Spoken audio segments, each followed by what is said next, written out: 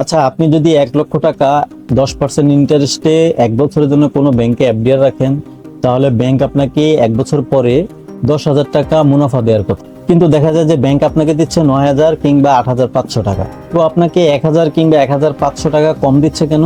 তখন আপনার মনে বিভিন্ন প্রশ্নের উদয় হয়। ব্যাংক কি তখন আমার সাথে মিথ্যা কথা বলেছিল? কিংবা ব্যাংক কি টাকাটা কেটে রেখে দেয়? কিংবা ব্যাংক টাকাটা কাটেই বা কেন? এই সকল প্রশ্ন আমাদের মনের মাঝে ক্ষোভের সৃষ্টি করে। তখন আমরা কি করি? ওই ব্যাংকে আর আমানত না রাখার সিদ্ধান্ত নিই। আসলে ব্যাপারটা এমন যে আপনি যে ব্যাংকেই আমানত রাখেন না কেন, আপনি মুনাফা পেলে ওই মুনাফার একটা অংশ সকল ব্যাংকই কেটে রাখবেই। এটা সরকারি নিয়ম। এই কর্তনের নাম হলো সোর্স ট্যাক্স বা উৎস কর। Dear viewers, welcome to my channel bank info. আজকে আমি কথা বলবো সোর্স ট্যাক্স বা উৎস কর সম্পর্কে।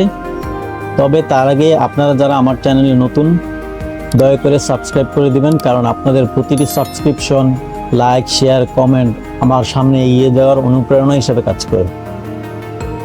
তাই চ্যানেলটি সাবস্ক্রাইব করে পাশে থাকা বেল আইকনটি আলতো করে চাপ দিয়ে রাখবেন। তাহলে আমার নতুন কোনো ভিডিও রিলিজ হলে আপনাদের কাছে নোটিফিকেশন চলে যাবে। উৎস কর সরকারের আয়ের একটি অন্যতম মাধ্যম। আপনি যদি ব্যাংকে কোনো আমানত রেখে মুনাফা পান, তাহলেই আপনার উৎস কর কাটবে, নয়তো আপনার উৎস কর কাটার কোনো প্রশ্নই আসে না। মনে রাখবেন, আপনার আসল টাকা থেকে কখনো উৎস কর কাটা হয়। আমাদের অনেকের মনেই এই প্রশ্ন জাগে যে উৎস কর কিভাবে কাটি। উৎস কর কাটার কিছু নিয়ম আছে। ব্যক্তি হিসাবের ক্ষেত্রে ব্যাপারটা খুবই সিম্পল। আপনি যদি আয়কর দেন তাহলে আপনার উৎস কর কাটবে 10%, আর আপনি যদি আয়কর না দেন তাহলে আপনার উৎস কর কাটা হবে 15%। প্রাতিষ্ঠানিক আমানতের ক্ষেত্রে যে সকল প্রতিষ্ঠান আয়কর রিটার্ন দাখিল করেন তাদের ক্ষেত্রে উৎস কর কাটা হয় 20%, কিন্তু যারা আয়কর রিটার্ন দেন না তাদের ক্ষেত্রে আরো 50% বেশি, অর্থাৎ 30% হারে উৎস কর কাটা হয়। তবে বিভিন্ন ফান্ড যেমন provident fund, gratuity fund, superannuation fund কিংবা পেনশন ফান্ড, এই সকল আমানতের ক্ষেত্রে উৎস কর কাটা হয় শুধুমাত্র 5% হারে। তবে রাজস্ব বোর্ড চাইলে বিশেষ আদেশ দ্বারা কোনো ব্যক্তি বা প্রতিষ্ঠানের উৎস কর মওকুফ করে দিতে পারে। তাই উৎস কর কাটা নিয়ে আমাদের মনের মধ্যে যে ভয় আছে, আশা করি সেই ভয় আজকে দূর হবে। কারণ উৎস কর আপনার একটি ট্যাক্স যা আপনি সরকারকে প্রদান করে থাকেন। অনেকে মনে করেন যে এই উৎস কর ব্যাংক কেটে রাখে। আপনাকে যদি 1,00,000 টাকায় 1 বছরে 10% হারে মুনাফা 10,000 টাকা দেওয়ার কথা থাকে, আপনি দেখবেন যে ব্যাংক আপনাকে ঠিকই 10,000 টাকা মুনাফা দিয়েছে। কিন্তু এখান থেকে উৎস কর হিসাবে যদি আয়কর দেন তাহলে 1,000 টাকা, আর যদি আয়কর না দেন তাহলে 1,500 টাকা কেটে রাখে। এই টাকাটা ব্যাংক কি করে? এই টাকাটা ব্যাংকের কোনো ইনকাম না, এই টাকাটা সম্পূর্ণ সরকারের ইনকাম। ব্যাংক শুধু মধ্যস্থতাকারী হিসাবে এই টাকাটা আপনার কাছ থেকে জমা রাখে এবং মাস শেষে এই টাকাটা আবার সরকারি কোষাগারে জমা করে দেয়। তাহলে ব্যাংক কিন্তু আপনাকে 10,000 টাকাই দিয়েছে।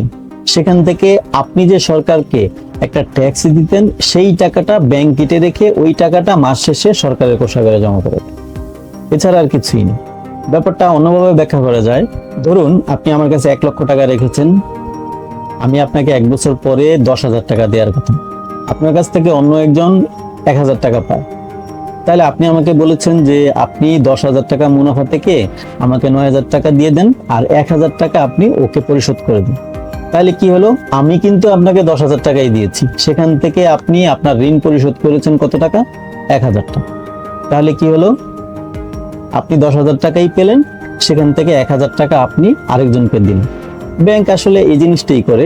ব্যাংক আপনার কাছ থেকে মুনাফার এগেইনস্টে 10 কিংবা 15 অথবা 20 কিংবা 30% হারে আপনার উৎস কর কেটে রাখে এবং সেটা মাস শেষে সরকারি কোষাগারে জমা করে দেয়।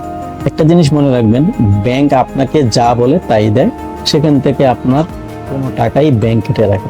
আশা করি উৎস করের ব্যাপারটা আপনারা সবাই বুঝতে পেরেছেন। তারপর যদি আপনাদের কোনো সমস্যা থাকে তাহলে আমাকে কমেন্ট বক্সে কমেন্ট করবেন। আজকে এই পর্যন্তই। ভিডিওটি ভালো লাগলে লাইক, শেয়ার এবং কমেন্ট করবেন, এবং অবশ্যই চ্যানেলটি সাবস্ক্রাইব করে বেল আইকনে চাপ দিয়ে রাখবেন। সবাই ভালো থাকবেন।